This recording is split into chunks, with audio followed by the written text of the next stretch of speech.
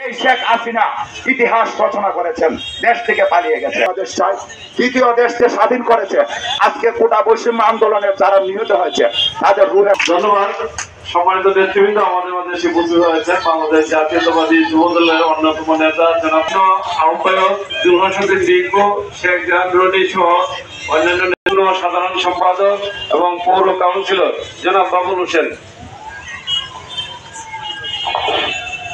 বিসমিল্লাহির রহমানির রহিম।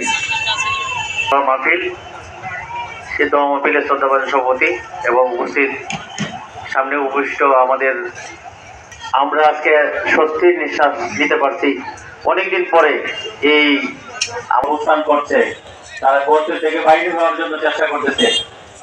আমি মনে করি যে দলটি অভ্যুত্থানের মাধ্যমে যে দলের নেত্রী দেশে পালিয়ে গেছে, এই দলের যারা চেলাফেলা আছে এরাও সাবধান হয়ে যাওয়ার প্রয়োজন আছে, সাবধান হয়ে যেতে হবে। কিন্তু যাই হোক, আজকে আসলে যেহেতু দোয়ার মাহফিল, আমরা সকলের এই যারা বীর শহীদান যারা আজকে আত্মত্যাগ করে আমাদের জন্য এই সুন্দর বাংলাদেশের সম্ভাবনা তৈরি করছে, তাদের জন্য আমরা দোয়া করি এবং আমাদের